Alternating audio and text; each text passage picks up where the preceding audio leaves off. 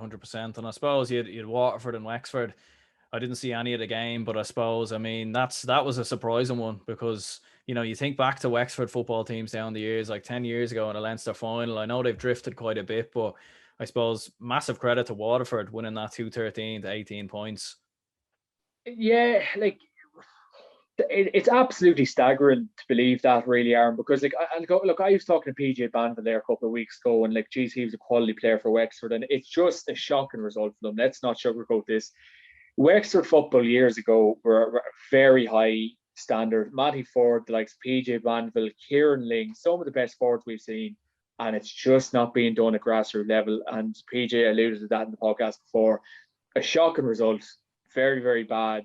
Wexford football we're talking about here. Some of the best forwards, like it sets them back so much. Division 4 football, in the peak of their powers, Wexford were a Division 1, Division 2 team back in the day. Division 4, it's not where they want to be. I know Paul Galvin came out and criticised Davy Fitzgerald there last week, but look, if Paul Galvin had a bit of metal about him and wanted to make an impression, he would have stayed longer. He hit the road and just got out of there. So I don't think Galvin is really in the right position to be commented on it, because he didn't hang around for the bad times, and he's probably just has the feet up, sitting looking at his bloody Mercs and his private jets and all now, whereas he could be doing a bit of work with the Wexford lads. So he doesn't have much of a place to be commented, unfortunately, Aaron, from my point of view anyway. But just a bad result sets the Wexford footballers in a bad stead again, and just very bad. But again, fair play to Waterford, great win for them. Not one that we all expected, and great to get the win for them. Yeah, 100%. Like, is it definitely, because obviously the way that division is, there's only three teams, obviously, because of London aren't there. So Waterford have played all their league games now. So it just depends on how the Wexford Carlow game goes. But I suppose for Waterford, like, that leaves them in a fantastic position to potentially, go into a promotion playoff. And I suppose that's the nature of the National League this year, is that, I suppose you're potentially one win away just from getting promoted to Division 3. Like, we wouldn't have been expecting that after the Carlow game last weekend, anyways. No, definitely not. And like, to be fair, like, I was only thinking there, it'd be great to see a couple of new teams go up and just kind of maybe make a bit of a stamp of football, because it's probably just got that bit boring in terms of all just standard teams winning. The likes of Waterford, that would be absolutely brilliant.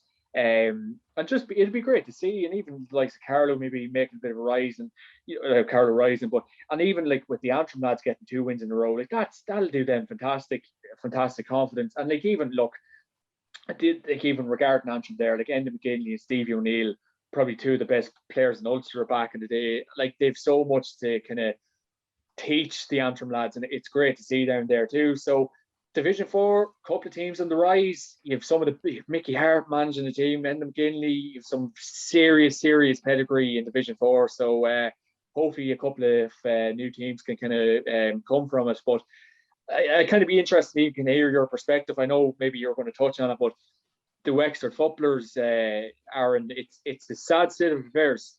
Yeah, 100%. It's definitely, like, I haven't seen them play enough in the past while, and I'll hopefully maybe get a chance to, because I have a GA go past there, so maybe I'll have a chance to go back and have a look at the Waterford Wexford game. But yeah, it's definitely sad, all right, because I remember being at the 2011 Leinster final, like when they of course got beaten by Dublin, and they actually should have beaten Dublin that day. Like, they'd had a number of chances, and Ben Brosnan for me, like, on that day was sublime, and he's been probably one of my favorite footballers actually over the past 10 years or so. So, and you think of Matty Ford as well. So I don't know what's going on with Wexford at the moment. Like, they've just really, it seems like, I know sometimes it's a cliche where we say like counties have hit rock bottom, but for Wexford, I just don't think it can get much worse than this. And like, Waterford and Wexford do share a bit of a rivalry down the years in hurling, like they're neighbours and all the rest. So I know for the Waterford folk that do follow football, it'll be huge for them, but for Wexford, like, it's just it's bleak times at the moment, unfortunately.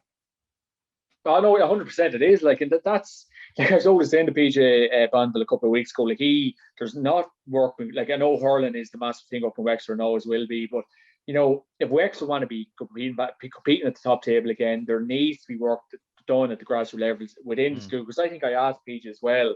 We ever asked him in school to coach, whatever, and no one gives ever approach, no nothing at all. And the likes of, like, I think Matty Ford was even strong with his criticism of the Wexford football current state of affairs. And I think Paul Galvin had Matty in. I think Matty had to leave due to work commitments. So just a lot of chopping and change going on up there. Wexford were always a good team to watch over the years, and it's just looking very, very bleak at the minute. And you would wonder.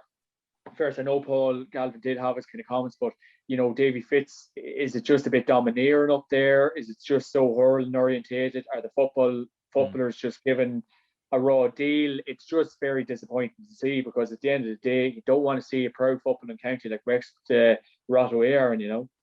Yeah, 100%. Like, and they definitely have always had like a strong hurling background, but definitely in football they have as well. Like, when you think back to the 2000s and everything else, like, and obviously they made an All-Ireland semi-final at one point as well. So it's hard to know like what the fix will be for them. Like, maybe even a situation like, I know they turned to Paul Galvin, but maybe that's what Wexford need to do is definitely bleed in a lot more of some of the older guard, like your Matty Fords or your PJ Banvilles, and maybe even do a Kildare or something like that, where they go and they get like another experienced manager and bring him in just to steady the ship for 1 or 2 seasons. Because when you look at players like Ben Brosnan in their team, like they definitely have the potential to get up to Division 3. And look, they could easily be Carlow. It's not inconceivable, but it's definitely going to be tough for them at the moment. Oh yeah, 100%. Like, and it's just disappointing, because as you said, 2011 Leinster final, 2008, I think they got to was the All Ireland semi final against Tyrone. So like that's where Wexford football should be at. Like, and it's just so hard to know what is actually going on up there. Like, I know I've got thoughts and opinions from like various former players, and no better men to ask probably, but it's very bleak. And yeah, as you say, to get maybe the fourth likes of Kieran Ning or some of the boys kind of back in and just kind of get that bit of confidence in again. And I don't know, even try approach Matty Ford again, because like no better man to probably learn from. The lads love to see him about the place. Just get him in as a coach. Try, like, I know his job work and all can be busy, but just to try get a voice from him, because he's probably Wexford's best ever player. Just to get him around the place and coach and forwards coach, anything at all, Aaron, because you just wouldn't like to see them slip away, as I said.